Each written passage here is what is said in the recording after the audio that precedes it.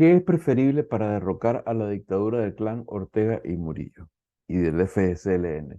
¿Una estrategia de máximo costo y mínima ganancia o al revés, mínimos costos y máxima ganancia?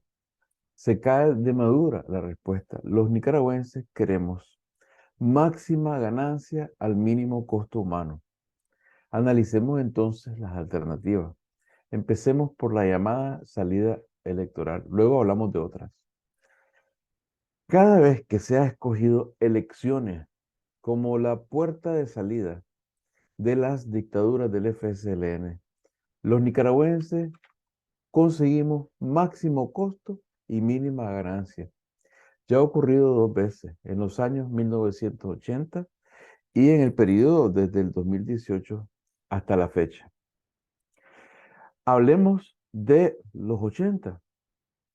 En ese periodo, nuestros costos se maximizaron de esta manera.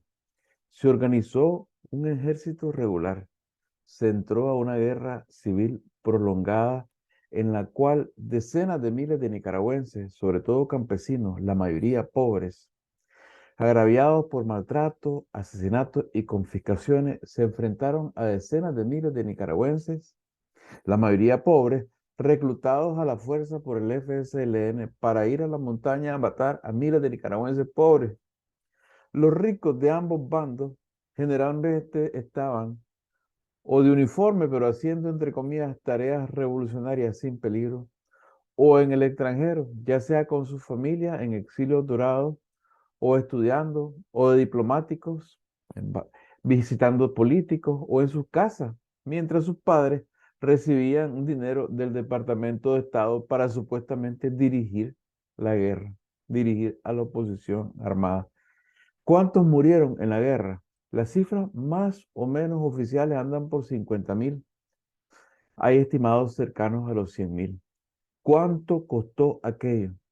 Los Estados Unidos gastaron más de $1.000 millones de entonces, oficialmente, porque hay gastos que no se saben. Rusia gastó enormes cantidades dando armamento y entrenamiento al ejército de Humberto Ortega. La economía de Nicaragua, por supuesto, colapsó, aunque no solo porque la guerra chupaba recursos fiscales, sino porque al igual que está ocurriendo hoy, la inversión privada colapsa por el miedo. ¿Quién que no se sienta protegido por el régimen va a ir a invertir cuando el régimen gobierna sin constitución, cuando no hay constitución, ya no existe, que proteja los derechos básicos de las personas? A todo este costo humano hay que añadirle el sufrimiento de exilio y separación de familias. De los más o menos 3 millones de nicaragüenses que poblaban el país en 1980, salieron al exilio probablemente entre 200.000 y 300.000, un porcentaje enorme comparable al de hoy. Muchos, especialmente los jóvenes que huían del servicio militar obligatorio, lograron superarse. Y Nicaragua tuvo otra pérdida, perdió miles de profesionales y hombres de negocios exitosos que están hoy en día desperdigados por todo el mundo, enriqueciendo a otros países. A ver, ¿y el beneficio de esta estrategia? El beneficio que buscaban los financiadores de todo esto en el Departamento de Estado y en la presidencia de Estados Unidos era neutralizar una ficha de los rusos. Y cuando lo lograron y lograron entenderse con esto, ¿qué hicieron? Y aquí viene lo clave. Siguieron su manual. ¿Y qué les dijo el manual? El manual les dijo, la única salida es elecciones.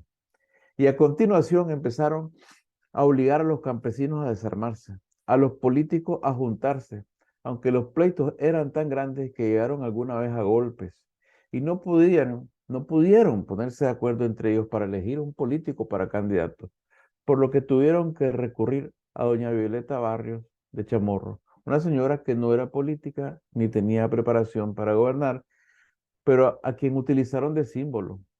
Incluso puede decirse que su yerno, el difunto Antonio Lacayo, la usó maquiavélicamente para convertirse en el poder detrás de la presidencia.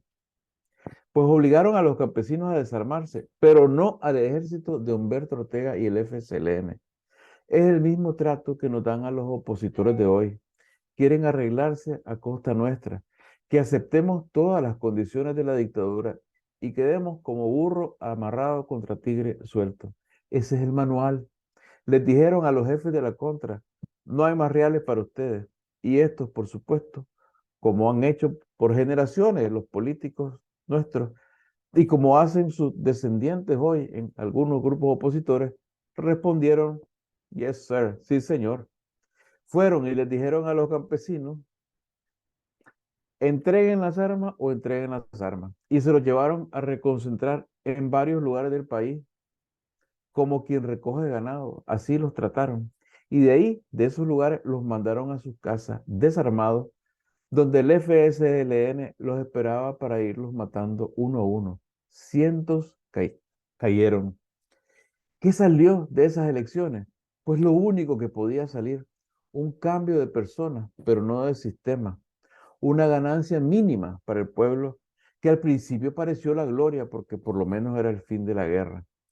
El problema consiste en que la salida de elecciones entregó la victoria a las fuerzas del FSLN, a las fuerzas de Ortega, aunque éste tuviera que ceder la presidencia.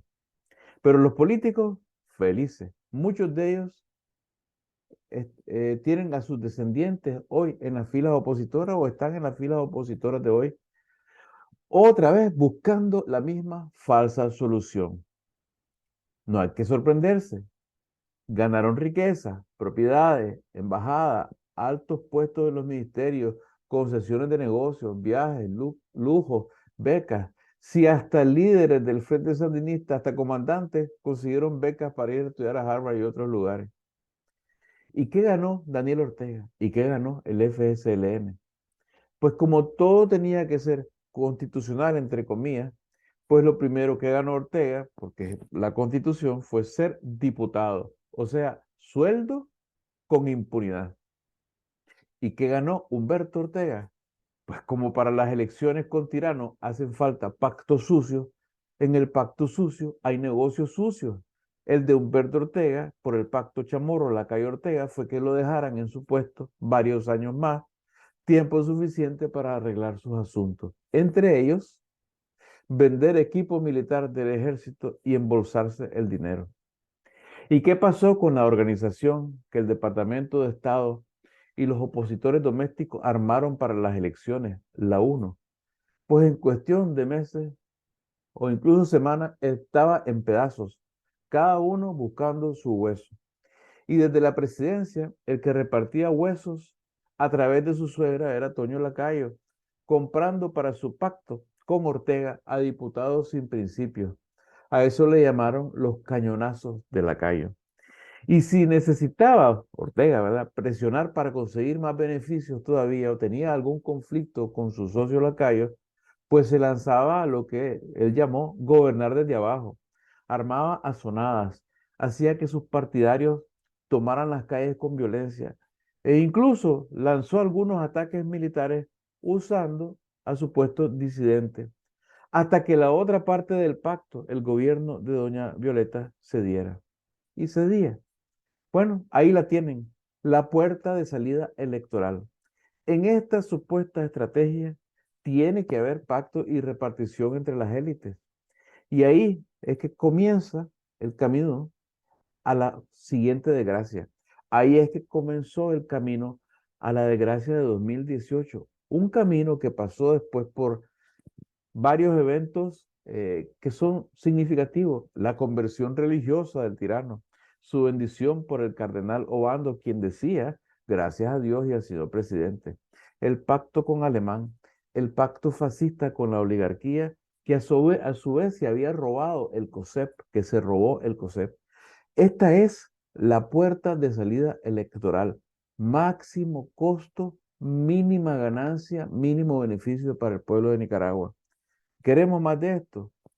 No, pues vamos a hablar de otra posibilidad, la estructuración de un poderoso movimiento popular de abajo hacia arriba, sin seguir vanguardia, a todo lo ancho de la sociedad y el territorio, que junte a todas las fuerzas posibles para derrocar al sistema al menor costo humano y material posible.